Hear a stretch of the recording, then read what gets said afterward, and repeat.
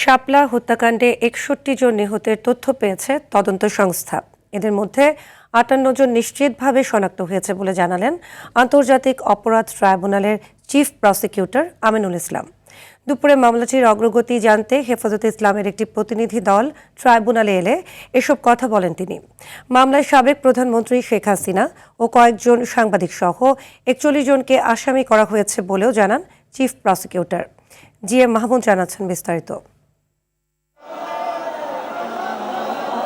২০১৩ সালের ৫ মে রাজধানীর মতিঝিলের শাপলা চত্বরে ১৩ দফা দাবিতে সমাবেশ ও অবস্থান কর্মসূচি করে কওমি মাদ্রাসা ভিত্তিক ইসলামপন্থী সংগঠন হেফাজতে ইসলাম। দিনভর উত্তেজনা ও সংঘর্ষের পর গভীর রাতে পুলিশ, র্যাব ও বিজিবির যৌথ অভিযানে শাপলা চত্বর খালি করে ক্ষমতাসীন আওয়ামী লীগ সরকার। এতে হতাহতের ঘটনা ঘটে, যা তদন্ত করছে আন্তর্জাতিক অপরাধ ট্রাইব্যুনাল। সকালে এ হত্যাকাণ্ডের মামলার খসড়া তদন্ত প্রতিবেদন হাতে পেয়েছে ট্রাইব্যুনালের প্রসিকিউশন। এতে ৬১ জন নিহতের তথ্য পায় তদন্ত সংস্থা। নিশ্চিতভাবে শনাক্ত ৫৮ জন।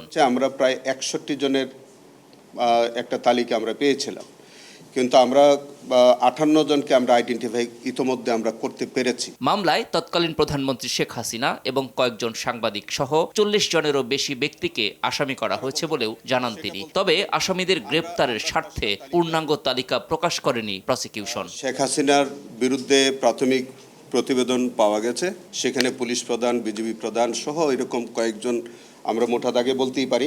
এদিকে মামলার অগ্রগতি নিয়ে চিফ প্রসিকিউটরের সঙ্গে সাক্ষাৎ করেন হেফাজতে ইসলামের একটি প্রতিনিধি দল। এ সময় তদন্ত সংস্থার খসড়া রিপোর্টে সন্তোষ জানান সংগঠনটির যুগ্ম মহাসচিব মাওলানা মামুনুল হক। তো আমরা আমাদের জায়গা থেকে যেটা একেবারে একটা ওভারঅল কথা বলতে পারি, সেটা হলো আমাদের যে এক্সপেকটেশন ছিল, আমাদের যে অভিযোগ ছিল, এই রিপোর্ট, খসড়া রিপোর্ট তার কাছাকাছি আছে। ২১ জুলাই ট্রাইব্যুনালে মামলাটির ফরমাল চার্জ দাখিল করবে প্রসিকিউশন।